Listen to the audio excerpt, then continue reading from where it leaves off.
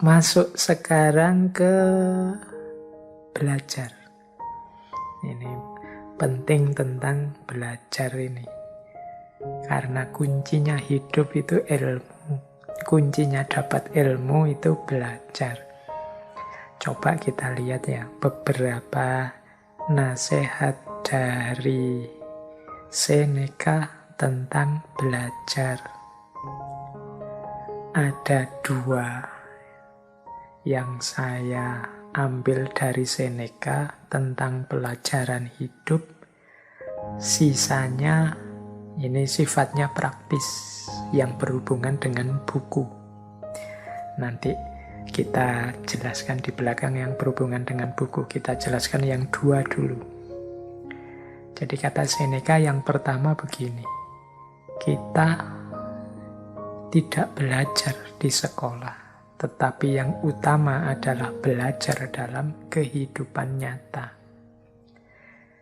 Jadi yang pertama ini Seneca mengajarkan pada kita bahwa pelajaran yang penting dan paling banyak kita dapatkan, yang hari ini banyak menghuni pikiran kita, itu sebenarnya yang terbesar berasal dari pengalaman kita hidup nyata. Jadi justru banyak sekali pelajaran-pelajaran yang kita ambil dalam kehidupan nyata. Kenapa bukan di sekolah? Ya karena sekolah itu seringkali wawasan-wawasan dan ilmunya itu berjarak dengan realitas, dengan kenyataan hidup. Atau sifatnya sangat idealistis. Beda dengan kehidupan nyata. Kehidupan nyata itu kan lebih realistis. Yo, itulah hidup yang nanti kita hadapi secara nyata. Maka sebenarnya pelajaran-pelajaran hidup paling penting itu kita peroleh dalam kehidupan nyata. Berarti apa? Marilah kita hidupkan mentalitas belajar, semangat belajar dalam detik demi detik kita hidup. Ini persis seperti yang sering kita pakai sebagai moto kita. Jadi siapapun orangnya adalah guru, tempat apapun adalah sekolah, peristiwa apapun hakikatnya adalah pelajaran-pelajaran.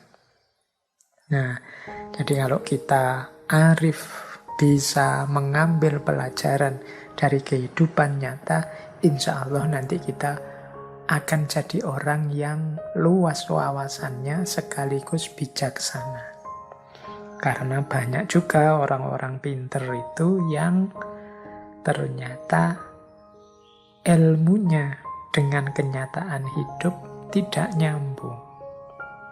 Ilmunya sangat idealis, ilmunya sebenarnya sangat utama dan mulia, tapi tidak kontekstual, tidak nyambung dengan kehidupan nyata, sehingga akhirnya cuma dihafalkan saja, tidak operatif dalam hidup. Nah, kata Seneca, justru pelajaran yang sejati itu kita peroleh dalam kehidupan nyata. Yang kedua, kata Seneca, tidak mudah mengajak orang kepada kebaikan dengan pelajaran. Lebih mudah melakukannya dengan teladan. Ini juga teman-teman pastinya sudah paham ya. Ngajar itu yang paling mudah ditangkap itu dengan contoh, dengan memberikan teladan-teladan. Daripada menghafalkan teori sholat, kan lebih baik langsung mencontohkan inilah sholat yang benar. Nah, ini persis seperti Kanjeng Nabi itu kan, shollu kama ra'aitumuni usolli. Pelajarannya itu ya dalam teladan beliau sholat itu. Itu akan lebih mudah dipahami, lebih masuk. Ada contoh-contoh konkretnya. Ini kalau yang kedua ini teman-teman mestinya sejak lama sudah bisa menerima bahwa memang yang bil hal itu lebih bisa masuk daripada bil qaul. Yang ada contoh nyatanya itu lebih bisa diterima daripada yang kata-kata dan ceramah saja. Mengajak pada kebaikan itu cara paling mudah, tunjukkanlah inilah kebaikan itu. Apalagi kalau dan inilah manfaat yang saya dapat dengan melakukan kebaikan itu. Oh, itu orang akan lebih tertarik untuk meneladaninya. Jadi dalam hal belajar ada dua hal penting ini yang saya ambil dari Seneca. Ada tiga hal yang lain. Yang ini mungkin penting untuk teman-teman apalagi yang mahasiswa. Ini hubungannya dengan buku dan tulisan. Ini kan banyak yang jadi aktivis-aktivis perbukuan ini teman-teman yang mendengarkan ngaji filsafat. Ada beberapa quotes dari Seneca yang mungkin menarik untuk teman-teman yang cinta buku. Kata Seneca begini, "Leisure without books is death, and burial of a man alive." Jadi kesenangan tanpa buku adalah kematian dan kuburan bagi seseorang yang hidup. Jadi kesenangan-kesenangan kita itu kalau tidak diwarnai buku-buku itu seperti kematian dan kuburan. Ini sebenarnya menarik kalimat ini berarti apa? Ayo kita gembira, ayo kita senang dalam hidup ini, tapi jangan lupa buku-buku, jangan lupa belajar, jangan lupa meningkatkan wawasan keilmuan. Leisure itu kan artinya senang-senang. Yuk ngopi-ngopi, nongkrong-nongkrong, guyon-guyon, tapi tetap ada bukunya, tetap ada ilmu dan wawasan yang berputar di situ. Jadi leisure without book is death, and burial of a man alive. Jadi kegembiraan tanpa buku itu seperti kematian dan kuburan bagi orang yang hidup. Kalau hanya ketawa-ketawa saja, kalau hanya seneng-seneng saja, ngopi-ngopi, ngerokok saja, ndak ada wawasan yang tambah, ndak ada pengetahuan yang bertambah, itu kayak kuburan, kayak kematian. Maka harus ada buku di situ. Ini sebenarnya dorongan untuk kita belajar kapanpun dan dimanapun. Nah, masih tentang buku, yang kedua, Seneca bilang begini, "It does not matter how many books you have, but how good the books are which you have." Tidak masalah berapa banyak buku yang kau miliki, namun seberapa bagus buku yang kamu miliki. Nah, ini bagi kolektor-kolektor buku, teman-teman yang suka membaca.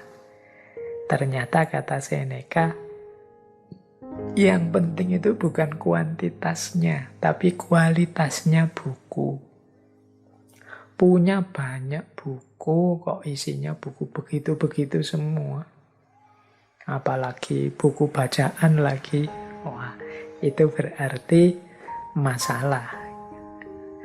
Jadi yang tidak masalah itu bukunya harus berkualitas. Jadi seberapa bagus buku yang engkau miliki, disitulah pengetahuan dan pikiranmu terbentuk. Karena bacaanmu kan menentukan pikiranmu, gagasanmu, caramu berpikir. Kalau buku-buku ndak penting, buku-buku apalagi yang merusak yang engkau baca, ya seperti itulah nanti isi pikiranmu. Maka bacaan itu penting. It does not matter how many book you have.